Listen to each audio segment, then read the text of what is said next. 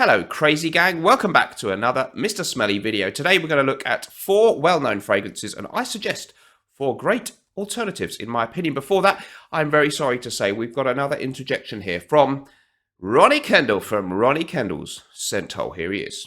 Hello everybody, it's Ronnie Kendall here from Ronnie Kendall's Scent Hole. Come and explore my scent hole with me. Let's do a blind smell. We're going to do a rapid fire blind smell of the fragrances today. And I'm going to tell you which ones are good enough to gain a place in my scent hole. Here we go guys. First fragrance. Oh, that smells incredible. It's beautiful. I love that. 10 out of 10. 10 out of 10. That's going straight in my scent hole. Let's do the next fragrance guys. Oh, that reminds me of walking through the streets of Florence in the springtime. They got a terrible drainage problem there. It smells awful. I don't like that. I wouldn't recommend this one. Let's do the next fragrance, guys. Here we go. Tight. I like that one. Thank you, Ronnie. Informative as always. Guys, let's get stuck into it. So I'm going to do 4 very popular, well-known fragrances, much talked about in the community. And I'm going to suggest an alternative, or in one case, 2 alternatives to each one. How am I going to do this? Okay, so what I'm just saying is these are really popular. A lot of people talk about them. They serve maybe a certain type of function in your fragrance wardrobe, you know, maybe an all-rounder, or maybe a really fresh one, or whatever. And I'm going to say, you know what, this would be my choice maybe as a great alternative to someone who maybe isn't so familiar with all the fragrances out there in the world, to get something less obvious. Guys, if you want to get fragrance samples and you're in the USA, Canada or Puerto Rico, please go to myfragrancesamples.com and use my code MR15 for 15% off across the site. Link in the description. Amazing site, amazing range of fragrances, and the guy who runs it, Mark, a really great guy. What I like on my channel, as you may have noticed, is not to be Mr. Obvious. You know, I'm not so thrilled with things like Bleu de Chanel. I'm not even so thrilled to wear things like Creed Aventus now because they're too widespread and I like to be different. So if you like great smells and you want to smell a bit different, that's my game here. What I'm not trying to do is to say, oh, this is a clone of that fragrance or this smells really similar. Because that's exactly what I'm trying to get away from. I'm going to say, hey, if it's a bit of a freshie all-rounder, here's another great freshie all-rounder that does different things. You know what I mean. Okay, let's go for it. First up then, Dior Sauvage.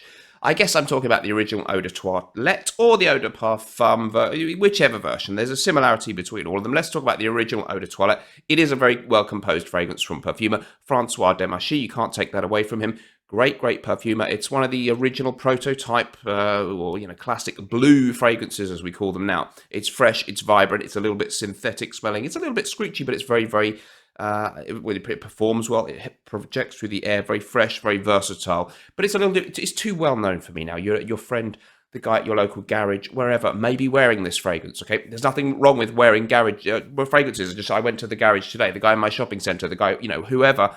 The average other person that you meet may be wearing this fragrance. And we want to stand out, don't we, guys? So what is Sauvage all about?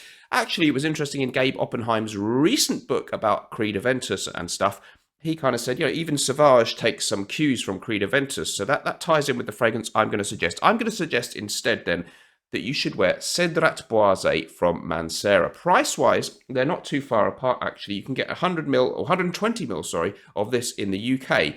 On websites, or one that I found, £87 only, and 60ml is £55. So that's broadly similar kind of ish price to the Eau de Toilette, certainly, of the old Dior Sauvage. Okay, so it's more interesting, it's more fun. Many people say it's a copy of, or it takes cues from Creed Aventus. It does a bit, but it's by no means a clone to me. This is a citrus fragrance with really fruity, vibrant notes. So it has lemon, it has a beautiful blackcurrant note, and it has a lovely kind of crisp, woody undertone to it, kind of white cedarwood kind of feel, and also some florals and a twist of vanilla, just giving it this hint of sweetness. It's a little synthetic smelling, maybe, but it's not all about smelling natural. It just smells good. Really good in performance. A beautiful, fresh, citrus, woody fragrance. An absolutely exquisite choice. And it smells different. It doesn't smell like everybody else, in my opinion. Yes, there's a slight similarity to Creed Aventus, but I don't think it's a clone of that. It doesn't smell at all much like Dior Sauvage in the blue bottle, but it has that same quality. It's very versatile for any occasion. It has a certain amount of oomph in it, so you can wear it all year round, even if it's cold. It doesn't have to be only for hot weather. It's excellent stuff. So I would say, as Jeremy would say, I suggest you to buy CEDRAT Boise, not Dior Sauvage. Let me know what you think about this in the comments down below. Let's move on to our next selection. Okay, next big fragrance in. A lot of people talking in reviews last year and still this year a bit about H24 from Hermes. Hermes brought out this fragrance, H24. Jeremy Fragrance really liked it. A lot of other people were talking about it, saying great things. It's a decent enough fragrance, but it's frightfully dull, okay? It has this kind of pressed steam iron accord in there, and then various kind of just bland kind of freshness about it. It's pleasant enough. It was kind of something different that they had this kind of it's a accord that reminded you in a nice way of when you walk in a room after someone's done the ironing. So it is a kind of okay, fresh work scent. But it's a little dull, it's a little bland. I mean, you'd be better off actually with Terre d'Hermès from Hermès for something with a little bit more class and depth to the fragrance. But here's a completely different choice. And again, I'm not saying it smells really similar, but maybe you want a modern release. You want something that's come out recently. You don't want to smell dated. I get that, no problem. And the H24, definitely a modern kind of smell, or could be modern, versatile. Doesn't, none of these tie into any age group or anything like that. Here's a great alternative that I really enjoy. DRAKKAR Intense, new release this year from Guy Laroche, kind of a flanker to the original DRAKKAR or DRAKKAR Noir. Their big fragrance you can still buy today. That's old-fashioned smelling, I've got to be honest. But this one isn't. It's beautiful. It's an absolutely versatile fragrance for any kind of occasion, in my opinion. I'll give you the note listing. Bergamot, wormwood, coriander, rosemary, lavender, juniper berry, clary sage, patchouli, vanilla, dime, whatever dime is, and mousse. I think it's whatever mousse is. I hope no animals were harmed in the making of this fragrance, but it's... That must be a mistake. Maybe they meant moss. I think that's a typo. That's what the website said. Anyway, it must be moss, right? DRAKKAR Intense. It's really, really nice. It has got a little bit of the original DRAKKAR Noir DNA, which is kind of an aromatic fougere freshness. So it's a little bit green, a little bit citrusy, a little bit fresh, versatile, a little bit soapy. But then it's got this undertone. Many people saying kind of a lot of vanilla in there. It certainly has a sweetness. And people even saying a hint of booziness in there, which I kind of get to an extent, but not to the point where it's overly sweet and seductive. It's very, very classy, grown up, not old school really smelling, but could satisfy some lovers of old school fougères because it has a hint of that. But it's fused with a modern kind of warming, ambery quality that it makes it very, very, very versatile, very, very wearable, very pleasant, and very nice and refreshing to see a new release from a classic house. Good for us who like the old DRAKKAR Noir bottle and all that, but a completely different smell. DRAKKAR Intense, really nice stuff. I'm not saying it's any kind of swap in smell for H24, but if you want something fun, something that, in actual fact, the price much lower than H24, if you can find this one. A little bit tricky to find sometimes online, but you can. A great, great fragrance. I prefer this, so that is my suggestion for you. Guys, let's move on to the next fragrance. Okay, Neroli Portofino. Neroli Portofino, the classic overpriced citrusy fresh cologne from Tom Ford, reimagining the 4711, that famous very cheap cologne, which smells exquisite, but has so many beautiful natural citrus oils combined to make the smell that they tend to vanish in a few seconds. That's the way of citrusy fragrances, especially very natural ones. There are many, many other fragrances in this kind of category, great odor colognes. I could list loads here, but I decided to bring up one that I haven't talked about for a while, which is exquisite, and it has this same quality of being your ideal summertime fragrance, or your very, very clean, any kind of occasion fragrance, maybe for work, that nobody could possibly dislike, but it has a little bit more interestingness about it. Neroli Portofino, rather soapy. It smells a lot like many other things, many other fragrances. There's clones of it, there's blah, blah, blah. It's not that hard to clone. This is a completely different smell, but it has some similarity in how you might feel when you wear it, and then your kind of occasion. It's XERJOFF 1861 Renaissance, an amazing citrus aromatic. I'll give you the note listing for this one. You've got bergamot, petitgrain, Amalfi lemon, that's my favourite kind of lemon. We've also got tangerine, mint, lily of the valley, rose, amber, musk, cedar and patchouli. It's a real beautiful melange of fruit salad-esque notes, sort of sweet citrusy notes in the top. Absolutely beautiful.